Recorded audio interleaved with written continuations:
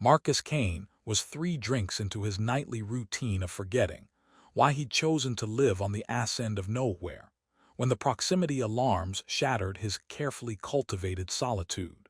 The security console in his converted shipping container showed a heat signature approaching fast, too small for a ship, too controlled for debris, and definitely not supposed to be in the restricted airspace around his research outpost. "Of course," Marcus muttered, setting down his whiskey to check the external sensors. "Can't even drink myself unconscious in peace anymore." The object resolved into an escape pod on the main display, its hull scarred by atmospheric entry and what looked suspiciously like weapon damage. Marcus had spent 5 years on Kepler 442b specifically, because nothing interesting ever happened here. Just mining operations, atmospheric processors, and enough isolation to keep him from having to deal with people who might ask uncomfortable questions about his past. The pod crashed into the rocky terrain about 200 meters from his perimeter, sending up a cloud of dust that obscured his view through the observation windows. Marcus grabbed his sidearm and emergency medical kit, more from habit than hope. Escape pods didn't usually contain survivors, and when they did, those survivors rarely improved Marcus's day. The pod's emergency beacon was broadcasting standard distress protocols, but the language signature was unfamiliar, not corporate standard or colonial dialect. Marcus's translator unit struggled with the audio before settling on what sounded like children's songs mixed with mathematical equations. "Great, alien refugees, just what my hermit lifestyle ordered." The pod's hatch had been damaged during impact, forcing Marcus to use his plasma torch to cut through twisted metal, while automated systems inside continued broadcasting their incomprehensible messages.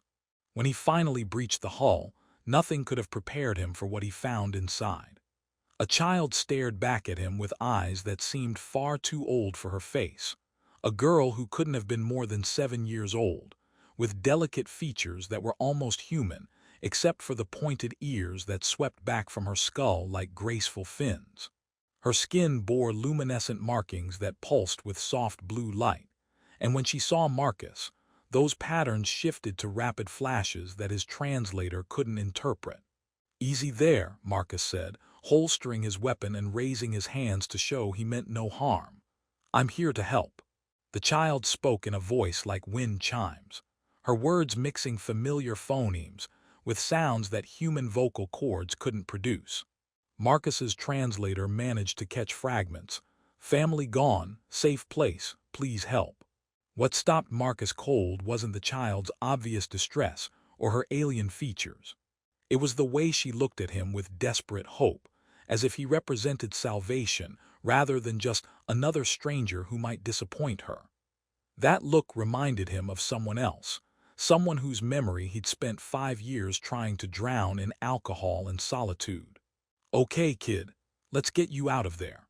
Marcus helped the girl climb from the wreckage, noting how she weighed almost nothing despite appearing well-nourished. Her bones felt different, lighter, more delicate, as if her species had evolved in lower gravity than Earth standard. The child clung to Marcus's arm with surprising strength, her bioluminescent markings continuing their rapid communication while she spoke in increasingly urgent tones. The translator caught more words this time. "Corporate ships. Everyone dead. Nowhere else you help." Marcus felt something cold settle in his stomach as he recognized the scenario. Corporate raids on undefended settlements weren't uncommon in the outer systems, though they usually targeted human colonies with valuable resources rather than alien populations. This kid was a refugee from something that had probably involved significant violence. "What's your name?" Marcus asked, guiding the child toward his habitat module while scanning the horizon for signs of pursuit. "Zara," she replied, the name surprisingly easy for human pronunciation. Then she pointed at Marcus and spoke a longer phrase that made the translator work overtime before producing. "You father, now." Marcus stopped walking. "Kid, I'm not. I'm just helping you reach safety. there are services, refugee organizations. Zara's bioluminescent patterns shifted to deep blue spirals that somehow conveyed profound sadness without need for translation. She looked up at Marcus with an expression that mixed understanding with desperate hope, as if she'd heard promises of help before and knew how they usually ended. "Please," she said in carefully pronounced standard. "Family all gone. Ships came, took everyone. Only Zara escaped." Her patterns flashed brighter, and Marcus felt an odd sensation in his chest, warmth that had nothing to do with the colony's artificial atmosphere. Marcus Kane had spent 5 years avoiding exactly this type of emotional complexity. After losing Emma in the terrorist attack on Luna Station, he'd structured his entire life around preventing further attachments that could lead to loss. He lived alone, worked alone, and drank alone specifically to avoid situations where someone else's welfare became his responsibility. But looking down at this child who had somehow survived whatever catastrophe destroyed her family, Marcus found his carefully constructed defenses crumbling. Zara wasn't asking for much, just basic safety and someone to care whether she lived or died. It should have been easy to call colonial services and transfer responsibility to people trained for refugee situations. Instead, Marcus found himself saying, "Okay, Zara, let's get you inside where it's warm." His habitat module had been designed for one occupant who preferred Spartan efficiency over comfort, but Zara seemed enchanted by what Marcus considered bare-bones accommodations. She examined everything with careful attention while her skin patterns provided a constant stream of bioluminescent commentary. "Hungry?" Marcus asked, realizing he had no idea what her species ate or even what basic care a child of any species might require. Zara nodded eagerly, then pointed at various items around the habitat while speaking rapidly in her own language. The translator caught fragments about fruits and minerals, but mostly failed to provide useful information about alien dietary requirements. Marcus settled for offering her emergency rations while he tried to contact colonial authorities. The communication system showed normal function, but something made him hesitate before opening the channel. Zara was watching him with those impossibly expressive eyes, her luminescent patterns now showing steady pulses that seemed almost like a heartbeat. "You call people?" Zara asked in careful standard. "Send Zara away." "I'm going to call people who can help you," Marcus replied, though the distinction felt hollow even to him. Zara's patterns shifted to rapid flashes that needed no translation, pure panic mixed with desperate pleading. She moved closer to Marcus, her small hands gripping his arm while she spoke in urgent, overlapping phrases that made the translator give up entirely. Marcus didn't need mechanical translation to understand what she was saying. He'd heard the same desperate plea 5 years ago, when Emma begged him not to leave for his deployment to the Outer Rim. The memory hit him like physical pain, his daughter's voice echoing across years of guilt and loss. "Please don't send me away," Zara whispered in nearly perfect standard, her luminescent markings now showing slow, deep blue pulses. "Everyone else gone. Only you left." Marcus stared at this alien child, who had somehow found exactly the words to break through barriers he'd spent years building. He should have been thinking about proper procedures, refugee protocols, and his complete lack of qualifications for childcare. Instead, all he could think about was the way Zara looked at him with trust he didn't deserve and hope he was afraid to disappoint. "Zara," Marcus said carefully, "I'm not your father." "Could be," she asked with heartbreaking optimism. Marcus Kane had made many mistakes in his life, but agreeing to temporary guardianship of an alien refugee child, while waiting for proper authorities to arrive, felt like it might be the most significant. Or possibly the most important. "We'll see," he told Zara, watching her bioluminescent patterns shift to something that looked suspiciously like happiness. "But first, let's figure out what you need to stay healthy and safe." Zara's response needed no translation. She threw her arms around Marcus's waist in a hug that somehow felt like coming home to a place he'd never been before. Dr. Sarah Kim arrived 3 days later with the kind of professional efficiency that made Marcus immediately suspicious of colonial bureaucracy. She emerged from the official transport wearing medical insignia and carrying diagnostic equipment that looked expensive enough to fund a small war. "Mr. Kane, I'm here regarding the Naia child you've been harboring," she announced, as if Zara were contraband rather than a traumatized refugee. "Harboring seems like a strong word for providing emergency shelter," Marcus replied, noting how Zara had immediately hidden behind him when the transport arrived. Her bioluminescent patterns were flashing in rapid sequences that clearly meant distress. "The child requires specialized care that you're not qualified to provide.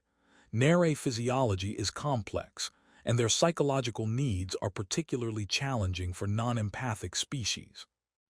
Marcus glanced down at Zara, who was gripping his leg with both hands while her skin patterns cycled through what he'd learned, were expressions of fear and pleading. "She seems to be doing fine. Mr. Kane, you have no background in xenopsychology, pediatric care, or interspecies communication. This child needs professional evaluation and placement in appropriate facilities." "What kind of facilities?" Dr. Kim pulled out a tablet displaying what looked like institutional floor plans. "The Colonial Refugee Center on Kepler 438c has adequate containment for empathic species. Medical monitoring, behavioral conditioning, eventual placement with approved families." Containment. Marcus felt something protective stirring in his chest. "She's 7 years old, not a dangerous animal. She's a traumatized, empathic alien whose psychological state could affect everyone around her. Naia children who have experienced severe trauma can project their emotional states onto nearby individuals, causing unpredictable psychological effects."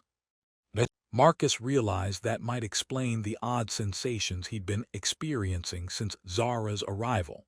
Moments of profound sadness that didn't belong to him, flashes of terror that seemed to come from nowhere, and unexpected surges of hope that felt entirely foreign to his usual pessimistic outlook.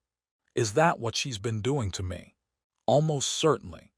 Naia children form powerful psychic bonds with protective figures during crisis situations. It's an evolutionary survival mechanism that ensures adult care during childhood vulnerability." Marcus looked down at Zara, who was watching the conversation with obvious understanding despite the clinical language being used to discuss her future. "So she's not choosing to communicate with me. It's some kind of biological imperative." "More complex than that. The bond formation is instinctive, but the emotional content is genuine. She's not manipulating your feelings, she's sharing them." Dr. Kim's tone softened slightly. "Which is exactly why she needs specialized care. Untrained humans can be psychologically damaged by prolonged exposure to empathic projection." "Damaged how?" "Identity confusion, emotional instability, loss of personal psychological boundaries. Some humans become so dependent on the emotional connection that separation becomes traumatic for both species." Marcus felt Zara's grip tighten on his leg as Dr. Kim spoke, her luminescent patterns now showing steady pulses that seemed synchronized with his own heartbeat. "What happens to her if we separate?" "Difficult to predict. Naia children who lose their chosen protective figure during the bonding period sometimes experience complete psychological shutdown. In severe cases, they can die from psychic shock." "Die?" Marcus stared at Dr. Kim with growing alarm. "You're telling me this kid could literally die if I send her away?" "It's a possibility we have to consider, which is why the refugee facility has specialized protocols for managing empathic separation trauma." Marcus knelt to Zara's eye level, noting how her bioluminescent patterns immediately shifted to calmer frequencies when he focused his attention on her. "Zara, do you understand what Dr. Kim is saying?" Zara nodded solemnly, her patterns cycling through expressions that needed no translation: fear, sadness, desperate hope, and underneath it all, a deep 6 months into their unlikely family arrangement, Marcus had almost convinced himself that happiness was sustainable when Director Hammond arrived with enough corporate firepower to level a small city. The Nexus Corporation executive emerged from a military-grade transport, accompanied by armed security specialists, whose equipment suggested they were prepared for significant resistance. "Marcus Kane," Hammond announced with the tone of someone accustomed to immediate compliance, "you're harboring stolen corporate property."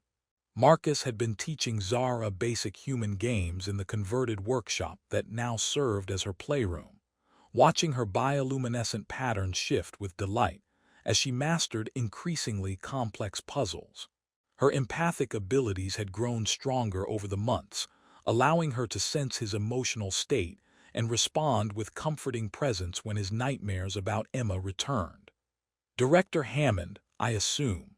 Marcus stepped between the corporate team and Zara, who had immediately hidden behind him with patterns flashing distress signals.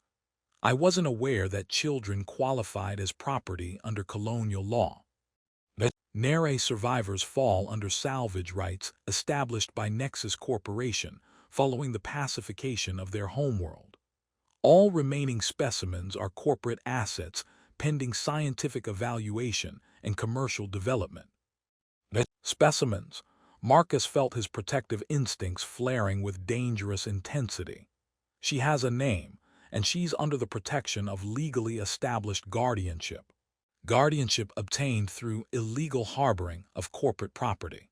Mr. Kane, you can surrender the alien voluntarily, or we can take her by force and charge you with theft of assets valued in excess of 50 million credits." Marcus realized that Hammond wasn't bluffing. The corporate security team carried restraint equipment designed for handling dangerous subjects, and their body language suggested they were prepared to use lethal force if necessary. More disturbing was the way Hammond referred to Zara as an asset rather than a living being. "What exactly do you want with her?" The Naia possess empathic abilities that could revolutionize corporate psychology, military intelligence, and consumer manipulation. This specimen appears to have particularly strong psychic potential, based on our remote monitoring of her development. Remote monitoring. Marcus felt cold understanding settle in his chest. "You've been watching us." Standard corporate surveillance of valuable assets. We needed to assess the specimen's capabilities before recovery. Hammond gestured toward his security team. "Mr. Kane, step aside. The asset will not be harmed if you cooperate." Zara emerged from behind Marcus, her patterns now showing colors he'd never seen before, deep reds and purples that seemed to pulse with barely contained power. When she spoke, her voice carried harmonics that made the air itself seem to vibrate. "Not asset," Zara said, her standard now fluent after months of practice. "Zara is daughter, Marcus is father, family stays together." Hammond's expression showed surprise at Zara's linguistic development, but his corporate focus remained unchanged. "The specimen has learned human communication faster than projected. Additional evidence of valuable cognitive enhancement potential." Marcus watched Zara's patterns intensify as Hammond continued speaking about her, as if she were laboratory equipment. Something was building in the air around them, a pressure that made Marcus's teeth ache and caused the corporate security team to shift uncomfortably. "Director Hammond, I think you should leave," Marcus said, recognizing the warning signs of Zara's emotional state reaching dangerous levels. "Mr. Kane, you have no legal standing to." Hammond's words were cut off as Zara's empathic abilities exploded outward with force that Marcus had never experienced before. Every person in the area was suddenly flooded with raw, undiluted terror, not just fear, but the specific horror of a 7-year-old child watching her family die while hiding in an escape pod. The corporate security team staggered under the psychic assault, their professional composure crumbling as they experienced Zara's memories of the attack on her homeworld. Marcus saw trained soldiers dropping their weapons as they lived through scenes of systematic extermination, carried out by ships bearing Nexus Corporation markings. "Stop," one of the security officers whispered, tears streaming down his face. "Please make it stop." But Zara wasn't finished. Her patterns had shifted to brilliant white light as she projected the full scope of her trauma, weeks of hiding in the escape pod, watching her family's bodies floating in space, the desperate hope that someone would find her and keep her safe. Hammond remained standing, but his corporate certainty had evaporated as he experienced firsthand the consequences of his company's actions. "How is she doing this?" he gasped, struggling to maintain psychological barriers against Zara's empathic assault. "She's showing you what you did to her people," Marcus replied, fighting his own emotional response to experiencing Zara's memories through her perspective. "Every corporate asset you're planning to exploit represents someone's dead family." The psychic projection reached its climax as Zara shared the moment when her escape pod sensors detected Marcus's facility. The first hope she'd felt since watching her world burn. The overwhelming relief and desperate gratitude she'd experienced when he chose to help her rather than turn her away flooded through everyone present. Several of the security officers began removing their helmets, their faces showing the kind of moral awakening that came from experiencing genuine empathy for the first time. Hammond's corporate authority meant nothing when confronted with the reality of what his policies had cost a child who wanted nothing more than safety and family. "The asset is malfunctioning," Hammond said weakly, but his words carried no conviction. "She's not malfunctioning," Marcus replied, moving to comfort Zara as her empathic display gradually subsided. "She's showing you what emotional connection actually means." One of the security officers, a woman whose face still showed tears from experiencing Zara's memories, spoke up with voice rough with emotion. "Director Hammond, we can't take her. Not after what we just felt." "You're under corporate contract." "Contract doesn't cover child abduction," another officer interrupted. "Especially not after experiencing what that kid went through." Marcus watched Hammond's authority collapse as his security team recognized the moral impossibility of their mission. Zara's empathic abilities had forced them to confront the human cost of corporate policies they'd previously accepted without question. But Hammond wasn't finished. His expression hardened with the desperate determination of someone whose career depended on completing an impossible mission. "Mr. Kane, even if my security team lacks the stomach for asset recovery, Nexus Corporation will not abandon valuable property.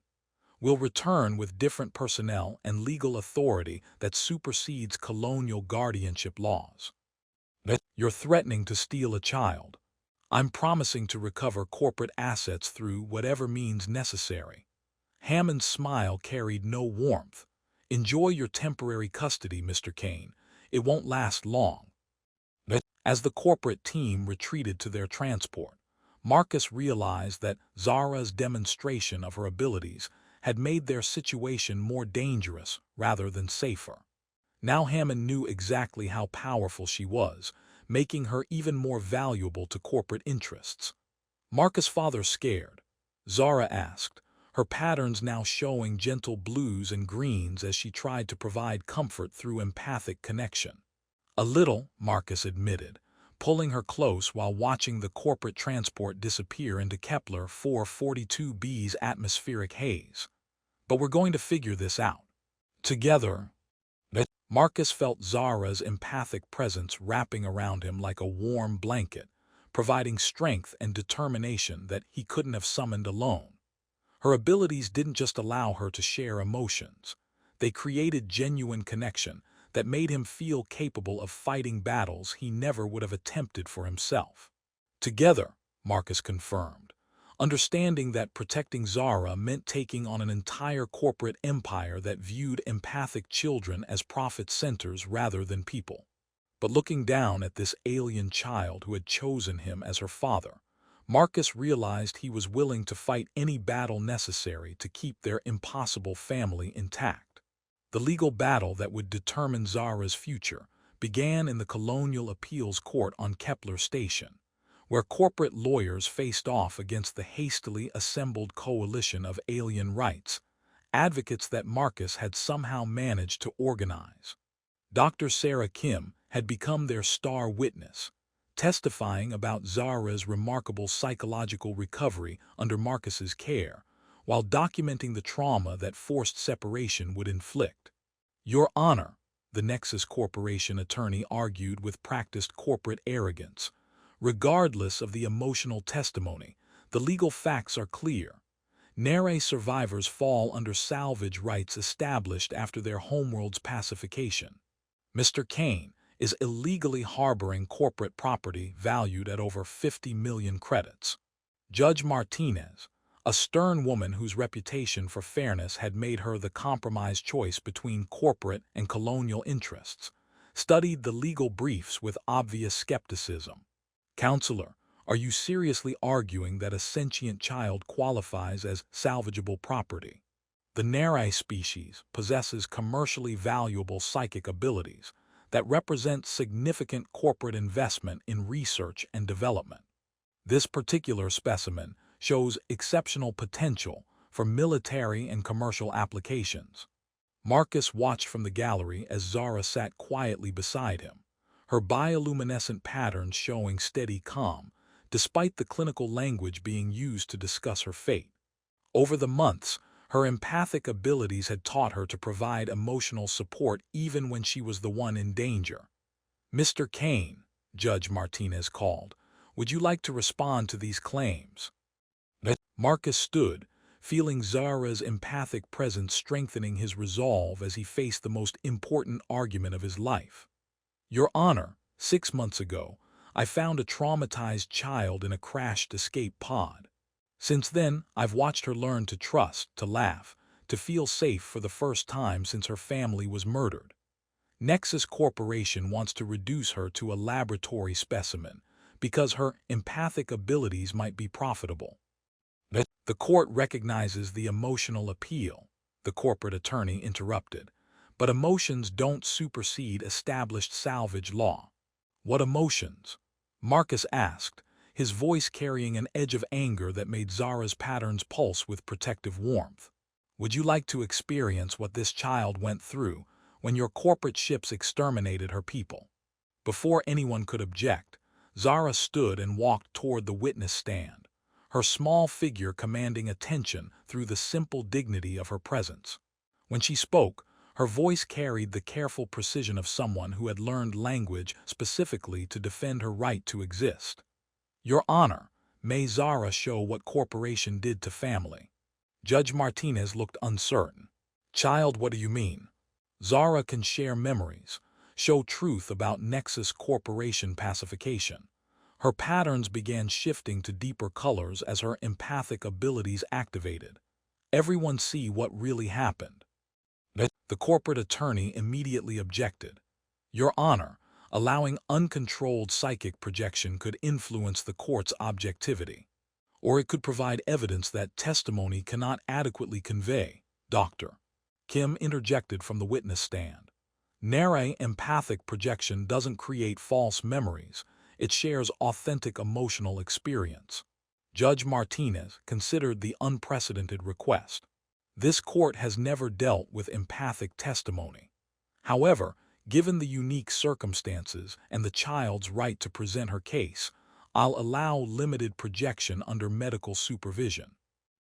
What followed changed everything about how the colonial courts understood the relationship between corporate rights and individual dignity. Zara's empathic abilities filled the courtroom with her memories of the Nexus Corporation attack, systematic extermination disguised as pacification, families torn apart for scientific study, children loaded onto transport ships like cargo. The corporate attorney's professional composure crumbled as he experienced the reality of his client's policies. Judge Martinez watched her judicial objectivity transform into moral clarity as she felt Zara's terror during the escape from her dying world.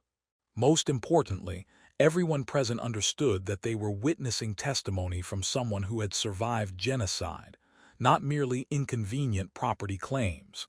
The projection stops here, Doctor, Kim announced as Zara's empathic display reached its natural conclusion.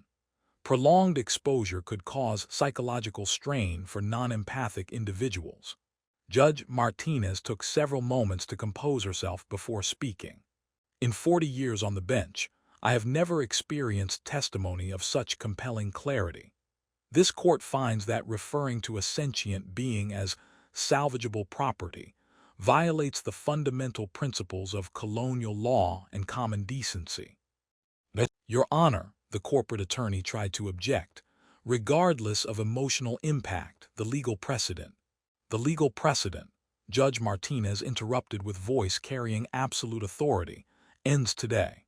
This court rules that empathic beings capable of forming genuine emotional bonds cannot be classified as property under any circumstances. Mr. Kane's guardianship of Zara is hereby confirmed, and Nexus Corporation is permanently enjoined from interfering with their family relationship. The courtroom erupted in celebration from the alien rights advocates, while the corporate legal team began emergency consultations about appeals to higher courts. But Marcus only had attention for Zara, who had climbed into his lap with patterns showing exhaustion and relief in equal measure. Did we win, Marcus' father? Yeah, kid, we won. Marcus held her close, feeling her empathic presence surrounding him with joy.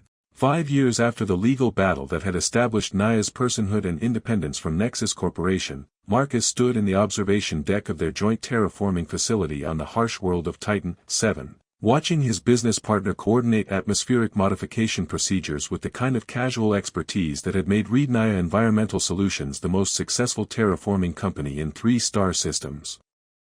Naia, now 22 and radiating confidence she'd never possessed as a scared teenager, moved through the facility's control room with fluid precision, her enhanced senses allowing her to monitor atmospheric changes that would require sophisticated instruments for anyone else to detect.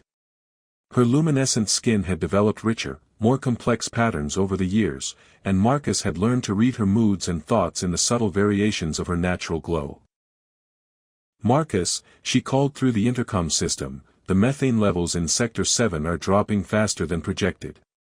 I think we can accelerate the oxygenation process by at least 2 weeks. Are you sure? Marcus replied, reviewing the atmospheric data on his personal display. The safety margins for methane displacement are pretty narrow. I'm standing in the exact atmospheric conditions we're trying to create, Naia replied with characteristic humor. Trust me, it's breathable. Marcus realized he was watching someone who had evolved far beyond the abandoned girl he'd found in a storm. Naia had become not just his business partner, but one of the galaxy's leading experts on environmental adaptation, sought after by governments and corporations for projects that others considered impossible. She was also, if he was being completely honest with himself, the most important person in his life in ways that had nothing to do with their professional success.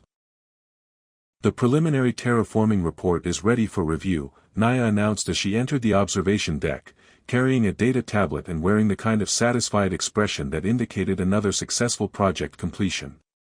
Marcus accepted the report, though his attention was more focused on the woman presenting it than on the technical specifications. Somewhere over the past few years, his protective feelings toward Naia had evolved into something more complex and significantly more problematic. The atmospheric conversion exceeded all projections, Naia continued, either unaware of or diplomatically ignoring the way Marcus was looking at her. Carbon dioxide levels stabilized at optimal ranges, oxygen saturation reached target parameters ahead of schedule, and the introduced microorganisms are thriving in ways that suggest long-term ecological success. That's excellent news, Marcus said, forcing himself to focus on the professional implications rather than on how Naia's enthusiasm made her eyes seem to shift from green to gold. How soon before we can recommend the planet for colonial settlement? 6 months for basic habitability, 18 months for full ecological stability, Naia replied, settling into the chair beside his with the comfortable familiarity of someone who'd shared countless working sessions in similar settings. Though I should mention that the success here is largely due to my enhanced environmental sensing. Standard terraforming protocols would have taken at least 3 times as long and probably wouldn't have achieved the same level of atmospheric stability. Marcus realized that Naia was subtly pointing out how her unique abilities had become central to their company's success, but he also heard something else in her voice. A note of uncertainty that was unusual for someone who'd grown increasingly confident over the years. "Is something bothering you about the project?" he asked. "Not the project," Naia said, her luminescent skin shifting to slightly deeper hues that Marcus had learned indicated complex emotions. "The implications." "What implications?" Naia set down her data tablet and turned to face him directly, her expression serious in a way that suggested she'd been thinking about whatever she was about to say for quite a while. "Marcus, our success here proves that hybrid generation individuals aren't just viable, we're potentially essential for humanity's expansion into space," she said. "But I'm still the only one of my kind working in terraforming, still the only survivor of the Frontier Adaptation Project who's had the chance to use her abilities for their intended purpose." Marcus understood where this conversation was heading, and he felt a familiar mixture of pride and apprehension as Naia articulated insights that most people would never consider. "You think there are others like you who could be doing similar work," he said. "I know there are others like me who should be doing similar work," Naia corrected. "The genetic modifications that make me effective at environmental adaptation weren't unique to my generation. Nexus Corporation and other companies created hundreds of enhanced individuals over the years. What happened to them?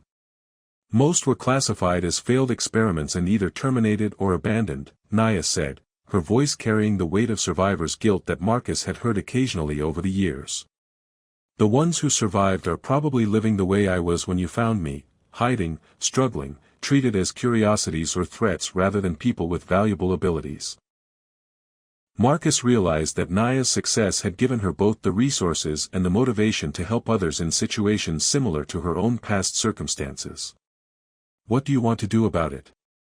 "I want to find them," Naia said without hesitation. "I want to offer them opportunities, training, support, everything I had that they didn't get. I want to prove that the genetic enhancement programs weren't failures, they were just implemented by people who didn't understand what they were creating." "That's a significant undertaking," Marcus observed. "Finding scattered enhanced individuals across multiple star systems, providing them with education and opportunities, dealing with whatever legal complications their situations might involve." "I know," Naia agreed. "Which is why I need to ask you something important." Marcus felt his pulse accelerate as he recognized the tone in Naia's voice. The same serious, slightly vulnerable tone she'd used years ago when discussing her legal battle with Nexus Corporation. "What do you need to ask?"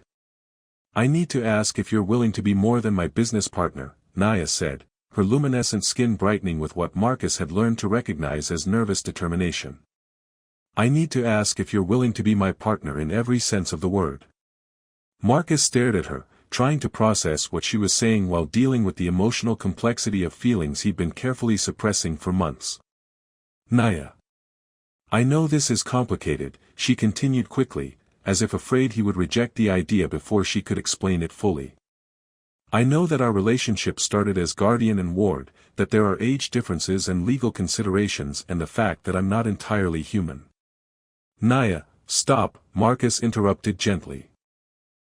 "The age difference matters less now than it did 5 years ago, the legal considerations are irrelevant, and the fact that you're genetically enhanced doesn't make you less human, it makes you more than human." "Then what's the problem?" she asked, though something in her tone suggested she already knew.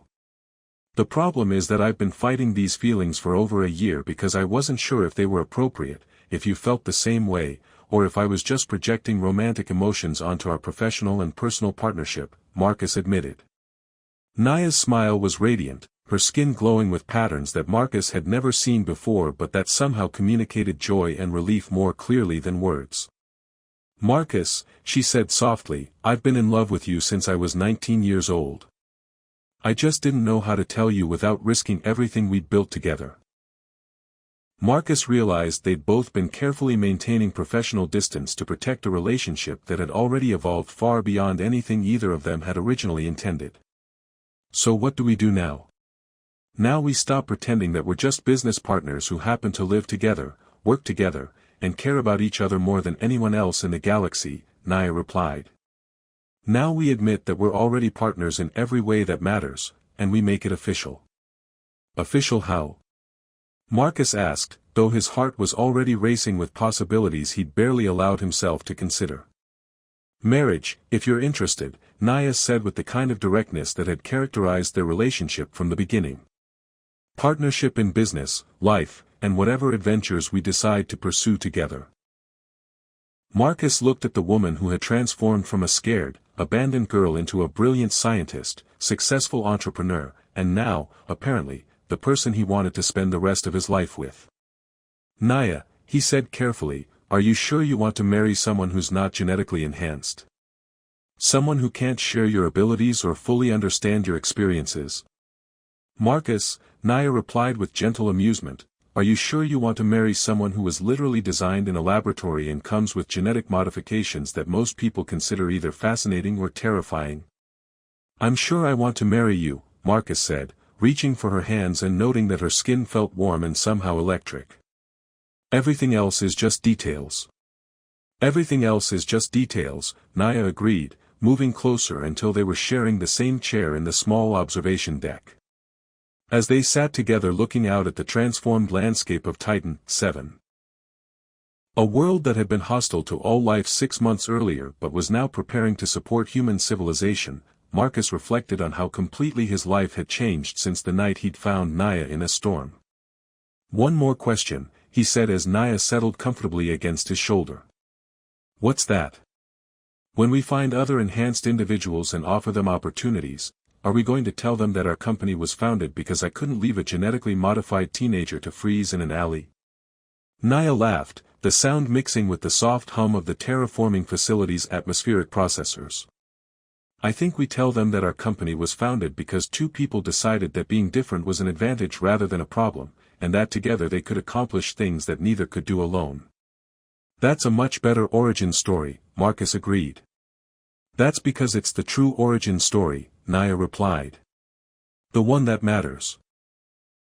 As they watched the alien sunset paint Titan 7's newly breathable atmosphere in colors that would soon be familiar to human colonists, Marcus realized that saving one abandoned girl had led him to discover not just love, but purpose, partnership, and possibilities he'd never imagined when his life had been simple and solitary.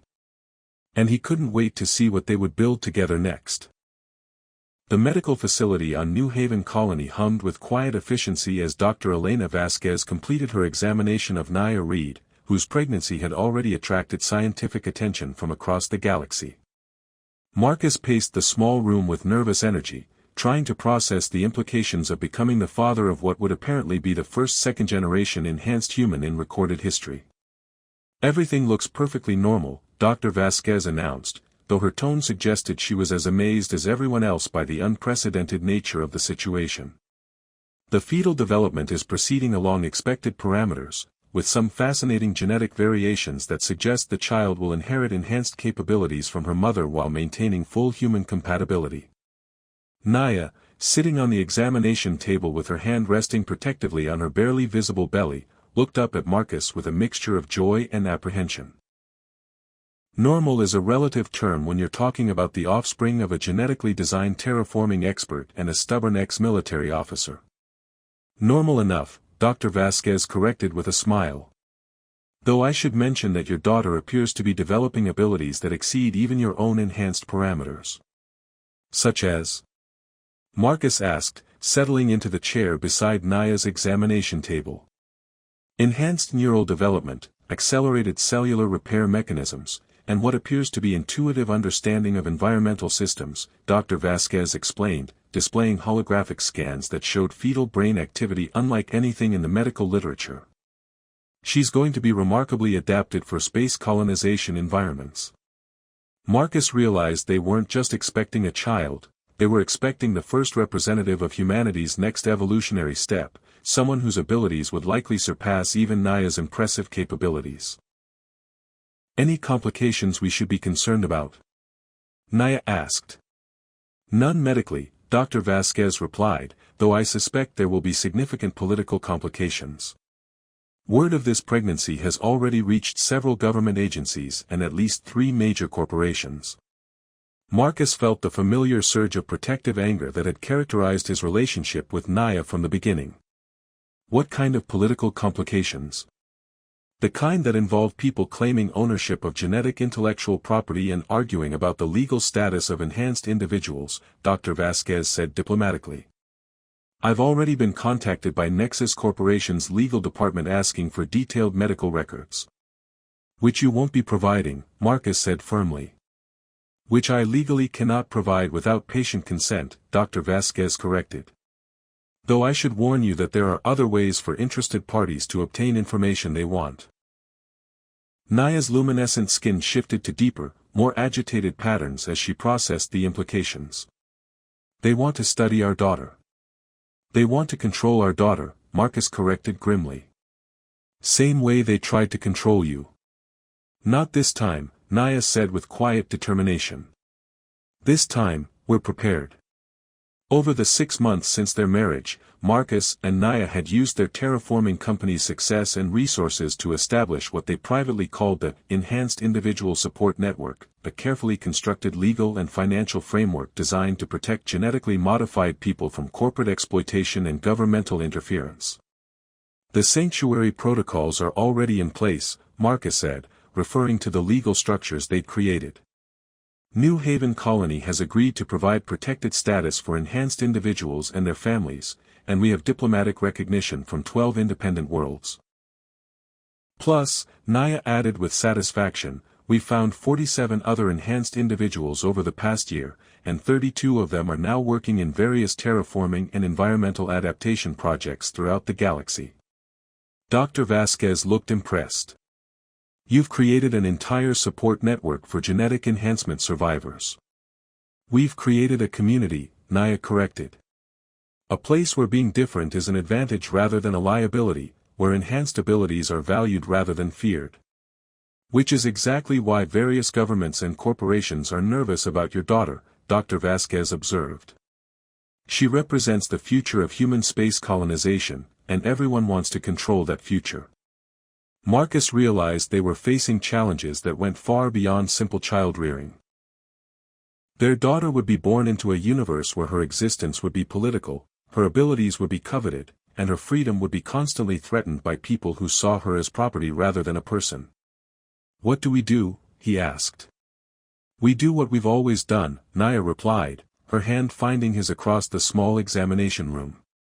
We protect the people we care about. We use our abilities to make the universe better, and we refuse to let anyone else define what our lives should be.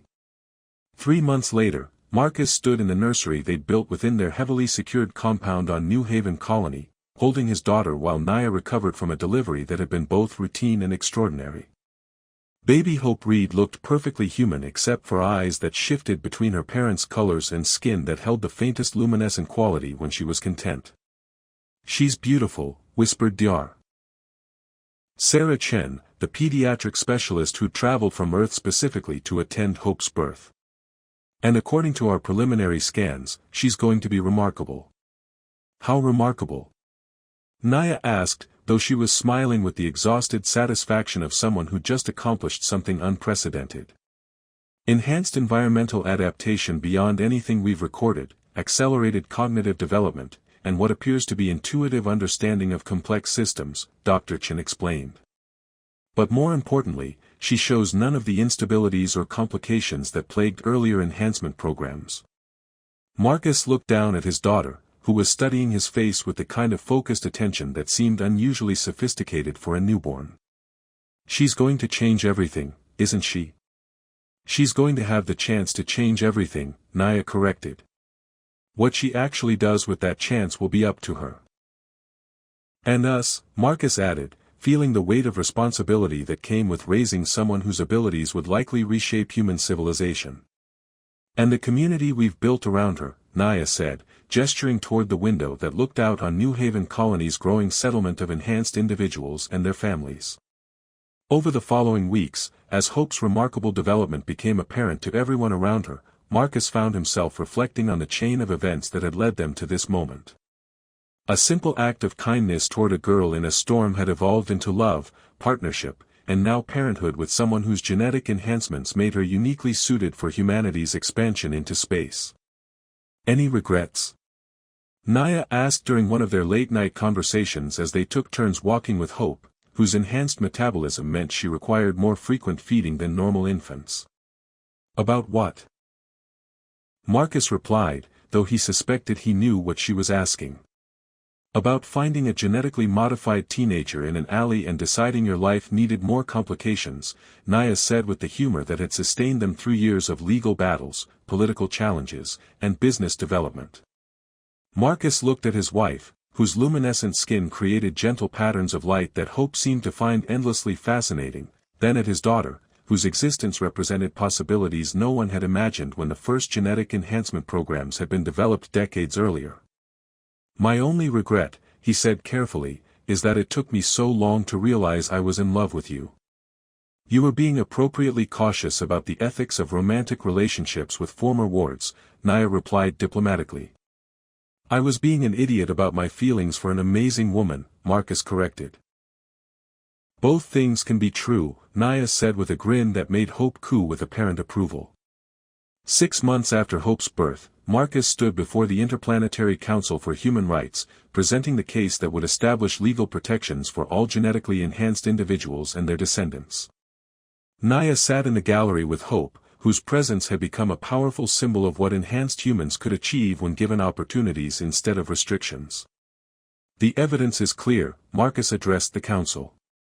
Genetic enhancement doesn't create property or experimental subjects, it creates people with remarkable abilities who deserve the same rights and protections as any human being. The final vote was unanimous. Enhanced individuals would be granted full human rights, corporate ownership claims would be invalidated, and discrimination based on genetic modifications would be prohibited throughout human space. As they left the council chambers, Naia turned to Marcus with an expression of satisfaction and anticipation. So what do we do now that we've revolutionized human rights law and established legal protections for enhanced individuals throughout the galaxy? Now we go home, Marcus replied, taking Hope from her carrier and noting that his daughter's eyes seemed to brighten when she looked at him.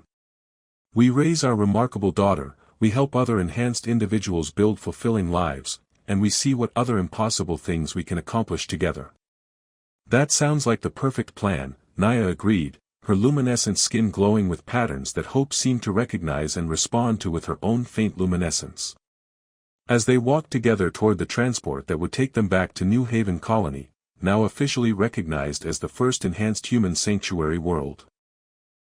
Marcus reflected on how his simple decision to help a girl in a storm had grown into something that would benefit enhanced individuals throughout human space. But more than that, it had grown into a family built on love, acceptance, and the belief that being different wasn't a problem to be solved, but a gift to be celebrated. And watching Hope reach toward her mother's glowing patterns while babbling in sounds that seemed to incorporate harmonic frequencies no normal human could produce, Marcus realized that their story was just the beginning of humanity's next chapter among the stars.